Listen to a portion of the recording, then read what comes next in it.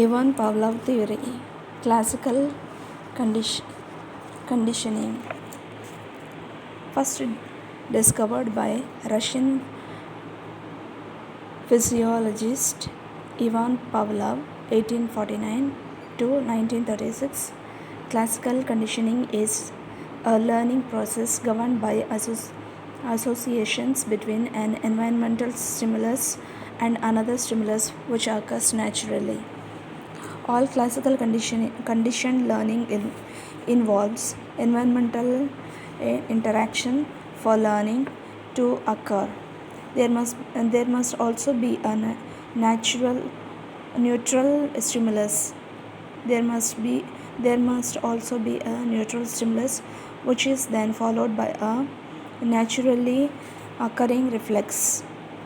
For instance, Pavlov's dog heard a tone followed by salivating in response to the arrival of food.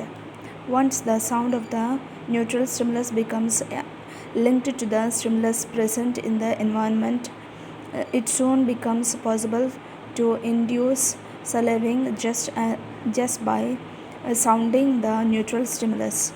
The action of classical conditioning upon a subject is a three-phase process. First phase, preconditioned state. Classical conditioning demands a neutral occurring stimulus which will induce an automatic response.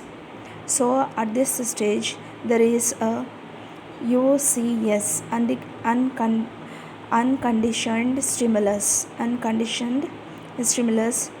linked to a UCR, unconditioned response, which occurs naturally. Phase 2, conditioning state. Next, a neutral stimulus is repeatedly introduced alongside the UCS. Soon the neutral stimulus becomes linked with the UCS. Once this starts to happen, the neutral stimulus is transformed into CS, that is conditioned stimulus, because the subject has now become conditioned to respond to the CS, conditioned stimulus, if it were the neutral UCR. Phase 3, post-conditioning state. Once the UCS and CS are connected, the CS alone will trigger a response. At the final stage, the response has now become a CR, that is conditioned response. That means the subject has learned to produce the CR, that is conditioned response, when triggered by CS, that is conditioned stimulus, which was previously just a neutral signal. Next, the key elements of classical conditioning. First point is acquisition, second is extinction, third is generalization of stimulus. First, acquisition.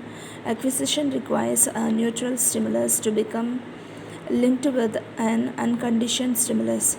This must be repeatedly reinforced to ensure a strong learning takes place.